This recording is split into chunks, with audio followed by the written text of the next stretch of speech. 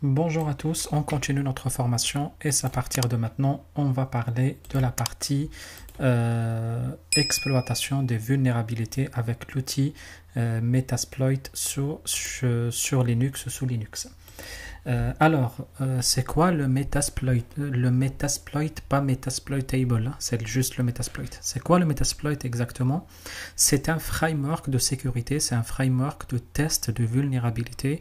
Moi, je l'appelle le couteau suisse parce qu'il permet de faire énormément de choses, pratiquement toutes choses liées à la détection de vulnérabilités et des attaques. On va voir quelques-unes ici.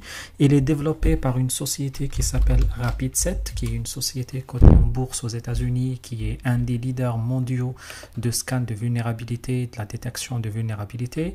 Elle est bien cotée en bourse, elle est bien là, elle se porte bien, etc. Du coup, c'est une société qui est bien connue, un des pionniers de la cybersécurité à travers le monde.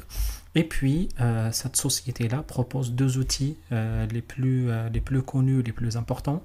Le premier, c'est Nexpose, c'est un outil de vulnerability scan très complet. Du coup, vous pouvez même faire des certifications dans la matière. Regardez, si on fait comme ça, certification.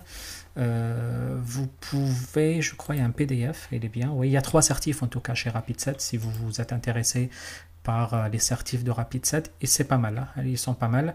Le premier, enfin 2 certifs sur le Nexpose, le premier sur les niveaux de base et le deuxième sur le niveau plus avancé. Et puis la troisième certification, c'est la certif c'est une certif de spécialité sur le Metasploit, sur l'outil Metasploit. Je crois, oui, c'est Metasploit Pro, c'est ça, elle s'appelle comme ça, c'est la certif Metasploit. C'est ce qui fait que vous avez en tout 3 certifs, 2 sur Nexpose et la troisième sur le Metasploit. Du coup, si vous voulez être spécialiste ou au moins, enfin pas obligatoirement spécialiste, mais qui a des connaissances très bien dans le Metasploit, je pense que cette certification pourra vraiment vous intéresser, en particulier si vous êtes un pentester, que vous voulez travailler dans le pentesting ou que vous voulez développer vos compétences dans l'utilisation de l'analyse des techniques d'analyse de vulnérabilité. Du coup, le Metasploit, comme je vous ai dit, utilise ce qu'on appelle des exploits et des payloads, je pense que des termes que vous connaissez maintenant, pour tester ce qu'on appelle les systèmes de sécurité au sein des entreprises. Du coup, si je prends directement mon Kali Linux ici, on aura pas besoin de ça, mais je ne vais pas le fermer. Du coup, qu'est-ce que j'allais dire? En quoi il est composé? Il est composé principalement de trois piliers plus importants. Il y a la partie Rex qui contient la bibliothèque de Metasploit. Il y a la partie MSF Core qui contient le framework avec les API, et puis il y a la MSF base qui sont la liste des API qui sont simplifiées pour utiliser le framework. Il est utilisé, ce framework là, avec 2 façons. La première, c'est la console Kali qui est gratuite, facile à utiliser, on va la voir. Et puis la deuxième façon de faire, c'est l'interface graphique qui est bien payante, et c'est ce qui fait que ça sera difficile. Ici, dans le cadre de la formation, vous pouvez aller voir sur le net avec quelques photos sur Google Photos, etc. à quoi ressemble globalement l'interface de Metasploitable en version graphique qui est, je répète, une version payante. Du coup, ici, on va se contenter juste sur la partie gratuite. Elle est largement suffisante déjà pour commencer. Et puis, si vous bossez dans des entreprises, vous pouvez aller encore plus sur l'interface graphique. Alors, il se situe où? Le Metasploit dans le système de fichiers, il est par défaut installé et il se situe dans le share, enfin pratiquement comme tous les outils en question. Et dans le share, vous allez trouver juste le Metasploit Framework. On peut le chercher comme ça alphabétiquement en cherchant directement le Metasploit Framework quelque part ici. Mais bon, moi je ne vais pas m'embêter, je vais l'écrire directement ici. On va dire Metasploit Framework, il est là. Et du coup, à partir de là, vous pouvez directement accéder au Metasploit Framework. Du coup, on a pas mal de répertoires, quelques-unes qu'on ne connaît même pas, d'autres qu'on connaît un peu plus. Le premier, celui qui nous intéresse, c'est le répertoire exploits avec la liste qui contient la liste des exploits en question.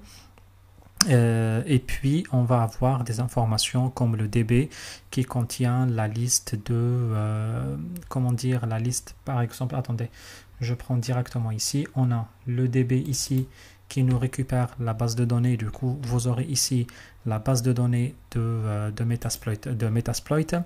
Vous aurez lib qui prend le code de développement. Elle est quelque part, ils sont où? Il est ici. Et du coup, là, vous aurez en Ruby les codes utilisés dans le Metasploit pour le développement de celui-ci. Du coup, tout ce qui est lié au développement, si vous voulez développer, vous aurez les différents codes ici. Moi, perso, je n'utilise pas, mais libre à vous de voir ce que vous souhaitez.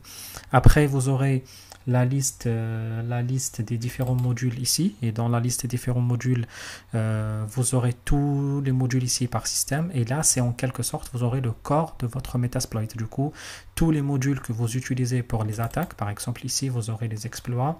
Et vous aurez ici tout ce que vous souhaitez, Apple iOS, Android, ce que vous attaquez sur Linux, etc. Et là, vous voyez tout ce qui est, par exemple, ce qui est lié à FTP. Vous allez le trouver ici, les profils FTP et puis les différents profils TCP, etc. Vous les trouverez tous ici en fonction de votre besoin, en fonction de ce que vous utilisez.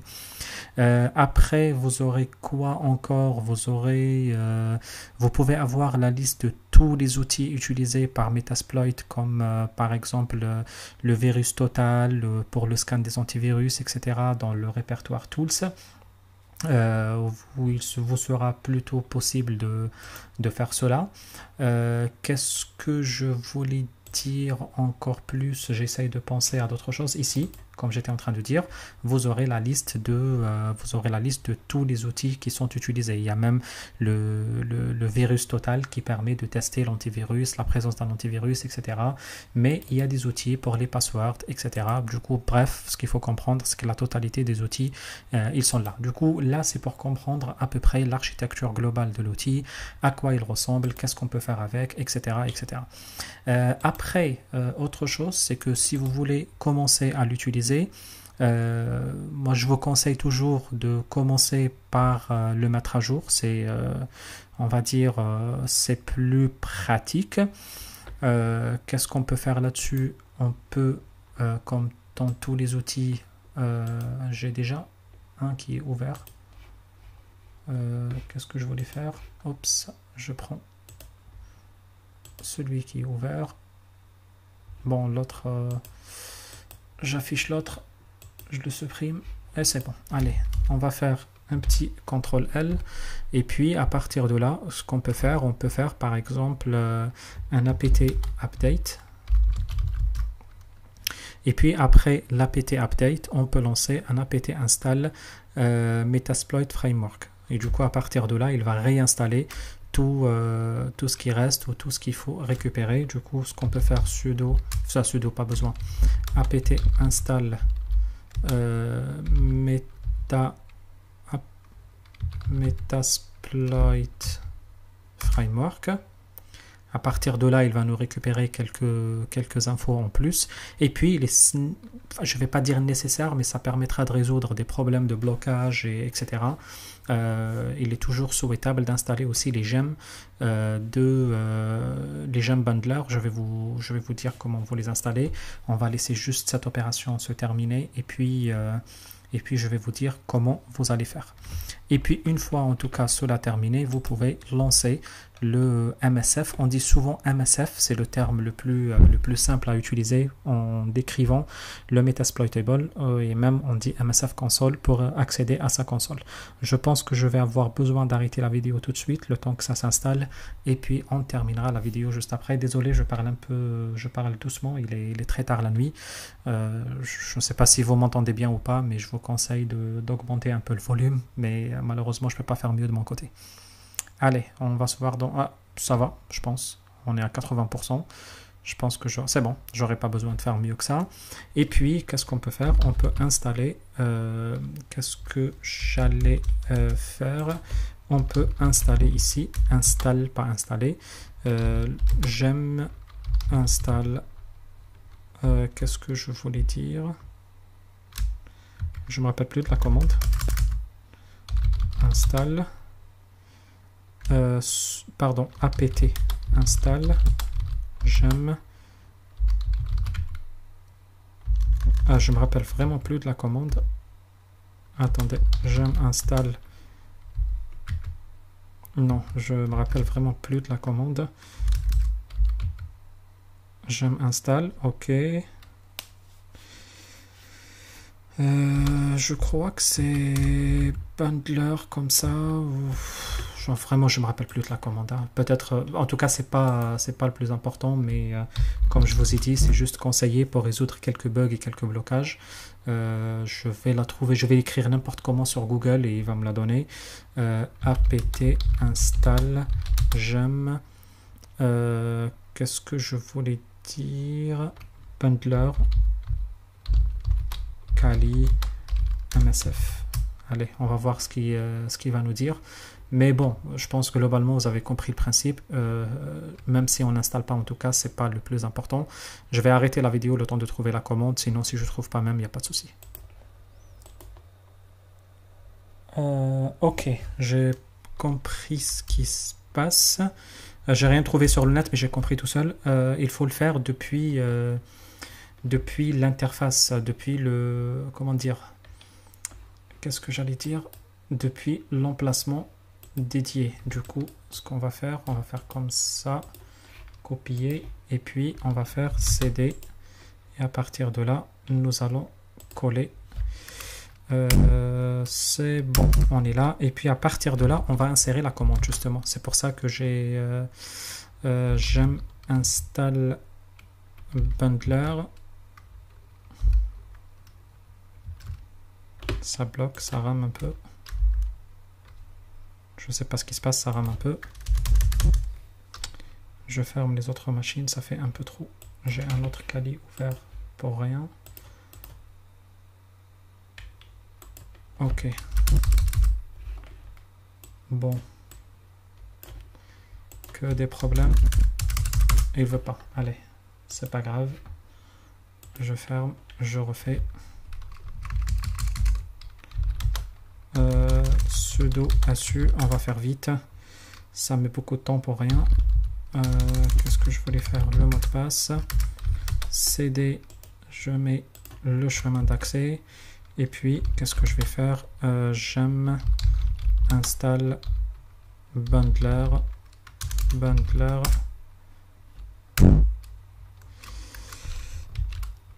Je ne sais pas ce qu'il fait.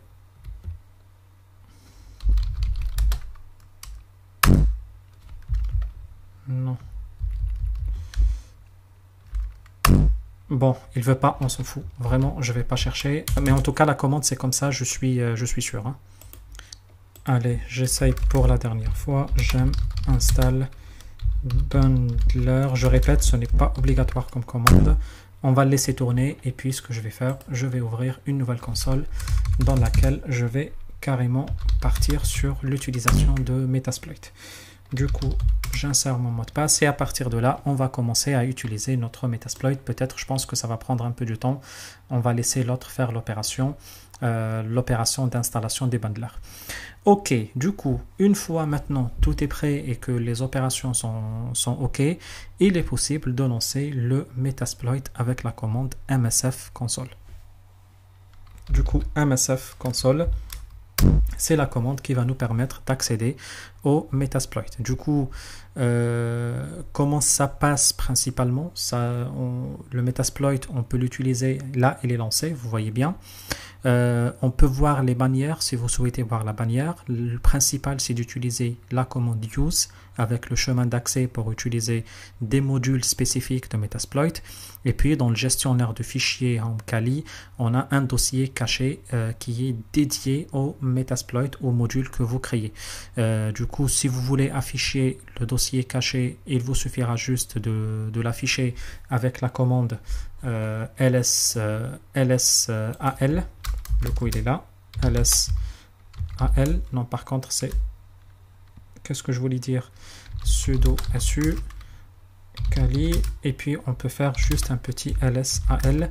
et à partir de là, on affichera la liste des fichiers cachés et on trouvera le fichier MSF4 quelque part ici qui fait partie de la liste des fichiers cachés. Une fois vous commencez à créer les différents modules, à utiliser les différents modules, vous le trouverez quelque part ici. En même temps, même si vous voulez, dans la liste de répertoire que vous avez, il vous suffit très facilement, même vous pouvez lancer une nouvelle instance ici, et puis vous pouvez facilement, dans par exemple Home Kali, dans le Home Kali ici, il suffit d'aller dans affichage et puis afficher les dossiers cachés ou quelque part ici, afficher les fichiers cachés ou les dossiers cachés ou quelque chose comme ça. Normalement, vous allez devoir trouver dans le temps le fichier MSF4. Je ne pense pas que c'est créé pour le moment, mais dans le temps, vous allez finir par le retrouver ici quelque part. Le MSF4, je n'ai pas l'impression qu'on l'a pour le moment, mais c'est pas grave. Tac, tac, tac, tac, tac. Non, je n'ai pas l'impression qu'on l'a, même si on teste comme ça avec .msf4. Je n'ai pas l'impression qu'on l'a tout de suite, mais c'est pas grave, ça va arriver une fois on commence à utiliser le module. Bref, alors, qu'est-ce qu'on peut faire à partir de maintenant? À partir de maintenant, on peut commencer à utiliser notre ami avec les différents types d'exploits qu'on peut faire. Rappelez-vous qu'on a fait déjà des attaques de type scanning, on a fait des attaques de type également reconnaissance. Ça nous a permis de récupérer des informations plus ou moins importantes sur l'utilisation de la récupération des informations. Et du coup, j'imagine que par exemple, vous avez dû analyser la machine Metasploitable ici. Si vous, par exemple, vous insérez ici sudo su, on va mettre le mot de passe Kali. Et puis, on peut insérer une des commandes de nmap qu'on a déjà l'habitude d'utiliser. Par exemple, on peut utiliser une pour le port 139 en question. On peut utiliser, non, je ne vais pas utiliser ça. On peut utiliser nmap, par exemple, -sv et choisir, par exemple, la machine destinataire en question. Et puis, à partir de là, il va commencer à analyser la liste des ports et nous sortir la liste des ports qui sont ouverts. Ça, on l'a déjà fait, on ne va pas refaire encore l'exercice, on a fait ça dans la phase de scanning, mais le but de vous faire cet exercice, c'est de vous dire que vous voyez que les attaques, c'est acheminé, c'est que tu ne peux pas commencer directement par ça sans passer par la reconnaissance, sans passer par le scanning et sans passer par l'énumération. Du coup, j'imagine que tu as dû faire le travail et en faisant le travail, on a dû déjà découvrir qu'il y a un port qui était ouvert qui s'appelle le port 139. Et ce port-là, 139, c'est le port d'un Smart Service TCP qui est utilisé sur la machine et qui existe d'ailleurs sur la quasi-totalité des machines. Par exemple, je sais que le service Smart TCP et Smart EDP sont ouverts par défaut sur les routeurs et les switches Cisco. Et ça permet, vous voyez que ça permet d'être exploité pour avoir un accès à distance à des équipements. Et c'est ce qu'on va voir là maintenant. Par exemple, on peut voir que, une fois que ça arrive, on va pouvoir voir que ce service-là, qui utilise le port 139, là vous voyez, il est là, on a bien le port 139 TCP qui est bien ouvert, qui utilise bien le service Samba qui est déjà ouvert sur la machine en version 3 ou 4, on va voir tous les détails de version, etc. dans quelques instants. Du coup, nous, ce qu'on va faire, on va essayer de récupérer ces informations. Du coup, on va lui dire use auxiliary scanner et puis on va récupérer les informations qui sont liées au protocole SMB. Et puis à partir de là, il va nous donner les informations qui sont liées au protocole SMB avec tous les détails nécessaires et toutes les informations nécessaires et tout ce qu'il peut faire sur le protocole SNMP en matière des num share, les locks, les num, etc., etc. Toutes les informations, vous voyez ici la liste carrément des auxiliaires SMB qui sont présents ici. Et puis nous, évidemment, on va utiliser un de ces outils qui sont là. Du coup, ce qu'on va faire, nous, on va lui dire set rhost, on précise notre host, on précise le 192.168.1.28. Du coup, l'objectif de cette commande, c'est de dire dorénavant, tout ce qu'on va faire va concerner cette machine en question. Et puis, à partir de maintenant, on va lui dire, on va exploiter en quelque sorte. Exploit. Hop. Qu'est-ce qu'il me dit ici? Non, j'ai dû me tromper. Unknown command. Qu'est-ce que j'ai? Oui, non, pardon. Je vais un peu vite.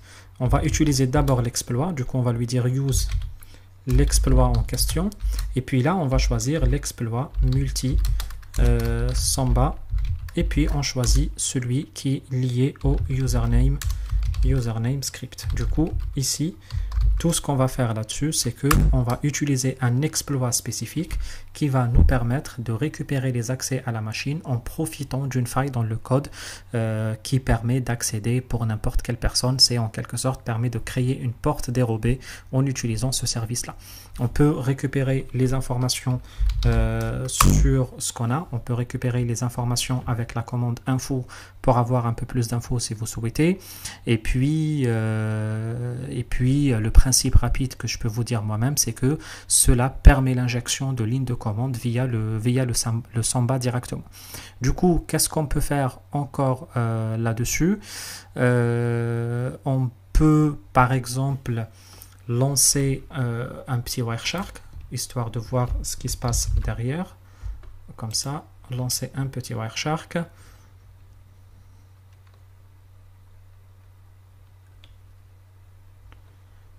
Oups, ok.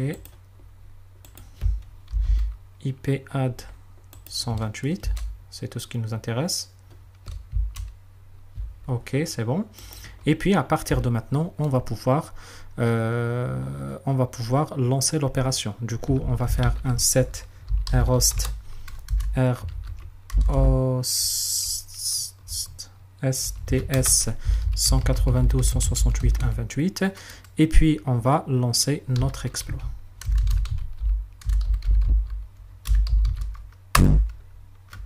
Oups. Alors, qu'est-ce qu'il nous dit? Run the help command exploit. Pourtant, je ne me trompe pas dans la commande exploit. Qu'est-ce qui lui arrive? Pourquoi il ne veut pas m'accepter la commande exploit? C'est curieux ça. Ah oui, mais par contre, j'ai pas l'impression qu'il a pris en considération ce que j'ai fait, parce qu'on n'est pas dans l'endroit où il faut. C'est pas grave, bref, je pense que c'est l'effet de la fatigue. On va refaire l'exercice doucement. On va faire le use de l'exploit. Qu'est-ce qu'on a dit? Use de l'exploit, celui qui s'appelle, non, c'est pas le scanner, mais plutôt le multi. Et puis à partir de là, on va voir le Samba user script. Du coup, à partir de là, on va essayer d'y accéder. Bon, maintenant ça marche. Je ne sais pas ce qui s'est passé ici en haut. Ça ne voulait pas fonctionner en haut, mais j'ai pas fait attention. Désolé. Ça doit afficher ici le chemin d'accès. Après, qu'est-ce que ça doit faire? On peut avoir même les infos maintenant. Et j'étais un peu étonné en parlant parce que j'étais pas très content sur les infos qu'il a affichées il y a quelques instants. Mais bon, je voulais pas m'arrêter en même temps parce que c'est juste des infos. Là, ça donnera un peu plus d'informations sur comment ça fonctionne. Et il vous dit même que ce module exploite l'exécution d'une vulnérabilité de commande dans les versions 3.0.20 jusqu'à 3.0.25 en utilisant un non-défaut usermap script configuration option, l'option de configuration de usermap script by specifying username containing shell meta character. C'est ça.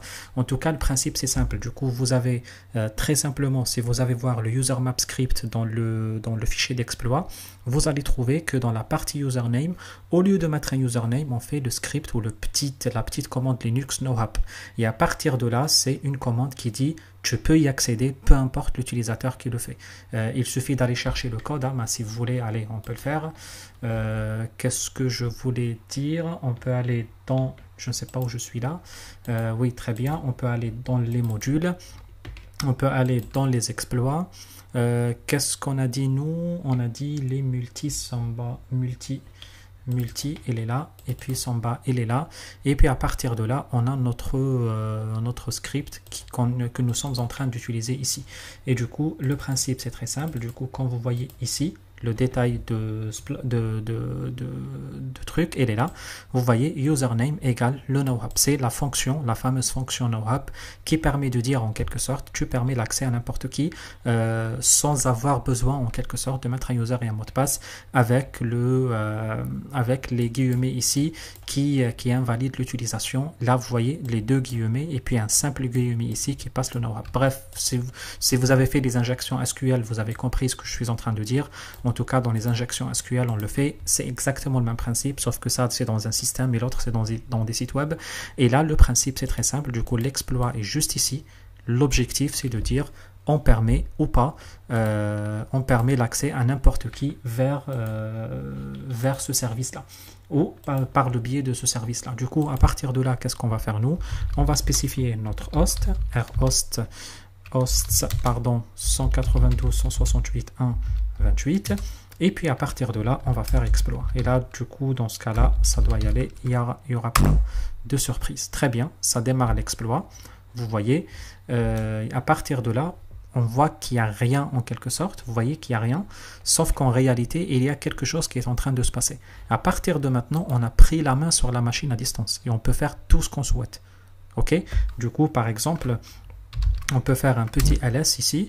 On peut voir la liste de ce qu'il y a. Par exemple, on a le répertoire qui s'appelle route. On peut faire ls route. Et là, vous voyez plus ou moins ce qu'il y a dans le route. Il y a desktop, reset, etc. Par exemple, ce qu'on peut faire ici, regardez, si je prends ma machine Metasploit Table ici, on peut faire un petit ls route. On peut voir ce que contient. Ça contient desktop et reset log, sh et vnc. Ce qu'on peut faire, on peut créer un fichier de hack, un fichier par exemple, comment on crée un fichier, la commande qui permet de créer un fichier, 1, 2, 3, laquelle? Alors, on va créer directement le fichier avec la commande 1, 2, 3, touch. Allez, je ne sais pas si vous y pensez ou pas, la commande touch. Et puis, on va dire attaque.txt. Et du coup, là, ça prouve qu'on a la main à distance sur la machine. Et vous voyez que si je reviens encore sur mon Metasploitable et j'insère ls-route, vous voyez... Ah, je ne l'ai pas créé dans le bon endroit. Je ne l'ai pas créé dans le bon endroit, mais c'est pas grave, c'est pas grave, c'est pas grave. On peut faire un petit ls tout court. Qu'est-ce que je voulais dire? Je ne sais pas où je l'ai créé, mais c'est pas grave. L'essentiel, en tout cas, la machine est elle est créée. Qu'est-ce que je peux faire ici? Je refais encore ls route. On va voir ce que ça donne. Non, c'est pas celui-ci. Ce n'est pas celui-ci. Qu'est-ce que je voulais dire? Et puis, si je fais ls tout court, on a le fichier attaque.txt, c'est ça, on l'a créé sur la racine en tout cas, c'est pas grave. Moi j'aurais souhaité créer le fichier comme ça, route, et puis attaque.txt. J'ai pas fait attention, je vous dis, cannot access, no such, pas ls, pardon. Je suis désolé, il est 2 h du matin, je commence à dire n'importe quoi. Route, attaque, pas ls, touch, touch, route, attaque.txt.